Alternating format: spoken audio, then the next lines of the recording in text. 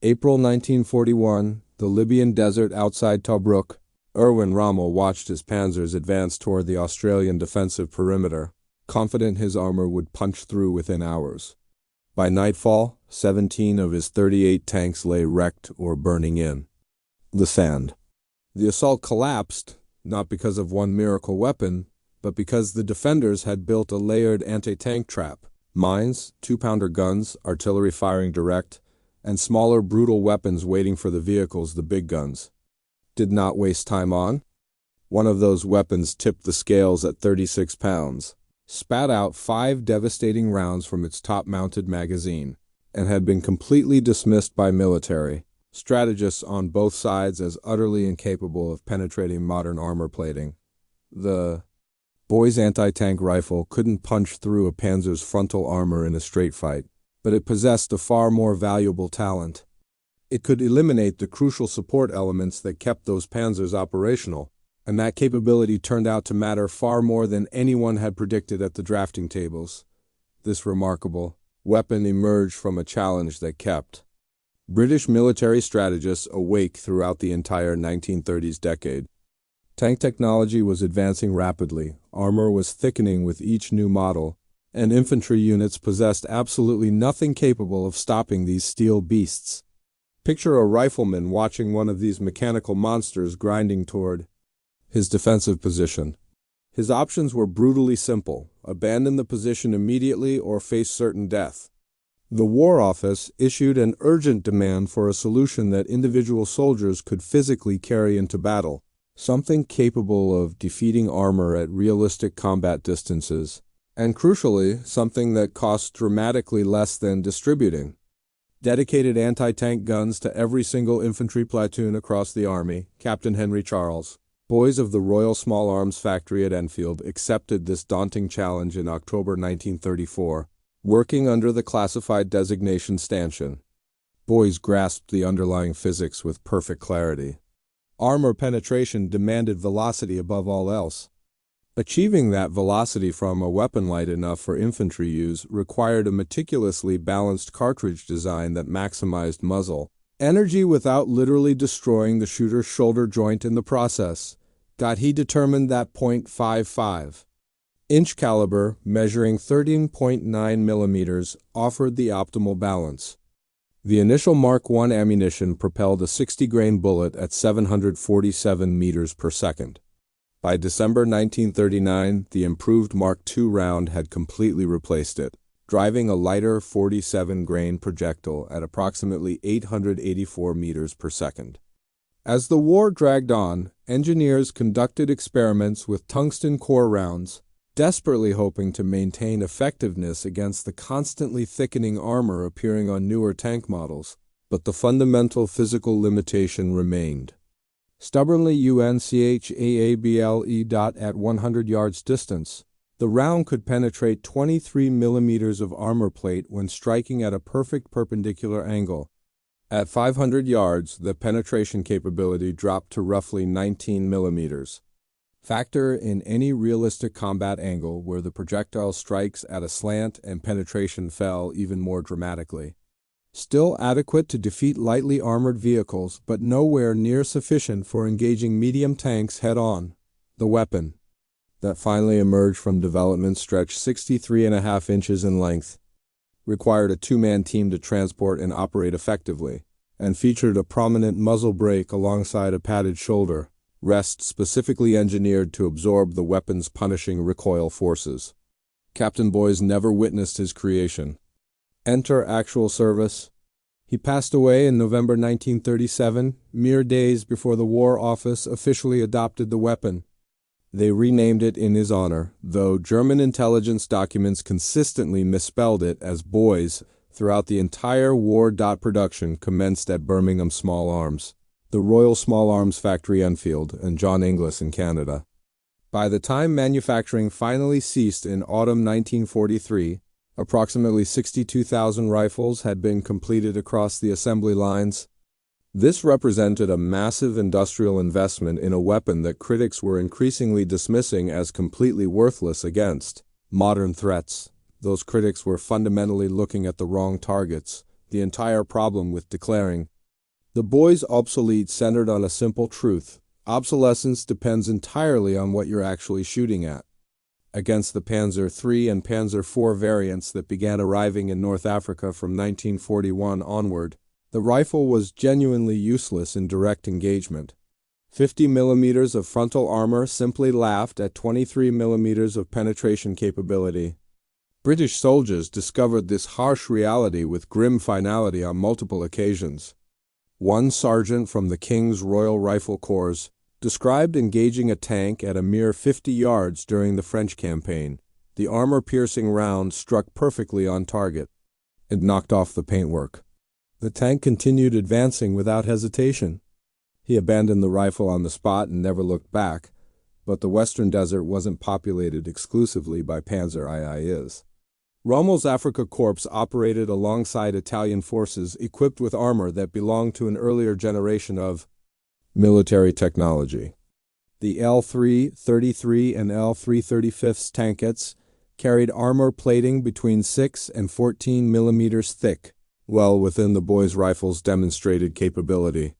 Heavier Italian tanks like the M1340s offered substantially better protection and could successfully resist frontal hits.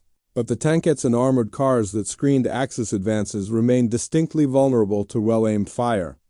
And those Italian forces provided roughly half of total Axis armored strength throughout the theater. Beyond tanks entirely lay the soft-skin logistics network that kept any army functioning in the field. Fuel trucks, ammunition carriers, staff. Cars, armored cars like the German SD, KFZ, 222 with its mere 8 millimeters of protection. The boys' rifle could systematically destroy all of them from concealed positions that heavier anti-tanks could never reach. When planners hastily wrote off the weapon as obsolete, they forgot that modern warfare runs on petrol and bullets. Not just panzers rolling across the battlefield, the rifle proved itself before the Desert Campaign even properly began. In Norway during April 1940, Platoon Sergeant Major John Shefford of the 1st 5th Battalion Leicestershire Regiment faced approaching German armor near the village of Tretton. According to widely documented accounts, he had never actually fired a boy's rifle before that particular morning. Working methodically and deliberately, he pumped multiple armor-piercing rounds into each advancing tank. 2 German panzers stopped permanently where they stood. The remainder withdrew from the engagement. It remains one of the earliest recorded instances of British ground forces successfully destroying German tanks during the Second World War. A month later in France, Sergeant William Gilchrist of the Irish Guards held a critical street corner at Boulogne for 2 solid hours with nothing but a boy's rifle and unwavering determination. His official award citation documented that he successfully hit and set fire to an enemy tank, blocking the street completely and enabling his battalion to execute a fighting withdrawal. He refused to abandon his position until the weapon finally jammed from continuous firing. Now, before we explore how this weapon fundamentally shaped Rommel's tactical calculations in the desert, if you're enjoying this deep dive into overlooked British engineering that changed battlefield outcomes, hit subscribe. It takes 1 second, costs absolutely nothing, and genuinely helps the channel continue producing this content. Right back to North Africa, during Operation Compass in December 1940, the 4th, 6th Rajputana Rifles and 1st Northumberland Fusiliers engaged Italian positions at Tummer East. Official unit records document 2 M1139's tanks and 6 supply trucks destroyed specifically by boys' rifle fire. The 7th Hussars knocked out 5 Italian CV tankettes in a single coordinated action. Contemporary battlefield accounts report that Private Oz Neal of the Australian forces destroyed 3 Italian tanks with his boy's rifle, a feat that, according to those detailed accounts, absolutely astounded everyone given the weapon's growing reputation for supposed uselessness against modern armor. Then came Tobruk, and everything changed. General Leslie Morshead organized his Australian defenders into a sophisticated layered system, specifically designed to neutralize German armored superiority through coordination rather than firepower alone. The outer perimeter absorbed the initial tank assault while infantry kept their heads down and survived.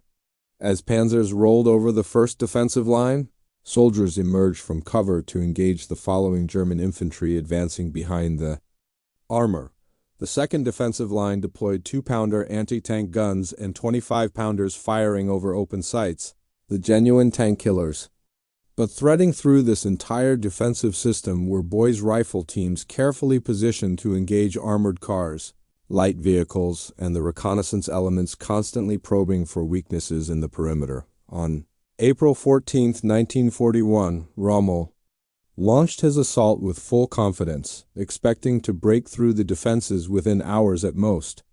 The combined defensive system completely shattered that expectation. 17 of 38 tanks wrecked or disabled beyond recovery. The attack withdrew. Tobruk forced adaptation on German tactical doctrine. The system accomplished it, not any single weapon, but the boys' rifle filled critical gaps in that system, engaging targets the heavier guns deliberately ignored, contributing to the layered defense that taught German commanders painful lessons about underestimating British anti-tank coordination. The weapon found its ultimate battlefield validation in the Pacific theater rather than Africa. At Milne Bay in Papua, August 27, 1942, Corporal John French Patrick O'Brien of the 2nd 10th Infantry Battalion engaged Japanese Type 95 Hago tanks attacking Australian defensive positions. The Type 95 carried between 6 and 12 millimeters of armor, making it distinctly vulnerable to the supposedly obsolete British rifle. O'Brien's target tank, perforated with multiple boys' rounds, now sits at the Australian War Memorial with clearly visible penetration holes, physical evidence preserved in steel for future generations. Days earlier at Mackinac Island, United States, Marine Corps raiders borrowed Canadian-manufactured boys' rifles for their assault operations. 2 Japanese seaplanes floated in the lagoon carrying reinforcements. Boys' rifle teams engaged from the shore positions. 1 seaplane erupted in flames immediately. The second crashed attempting takeoff after sustained accurate hits shredded its hull structure.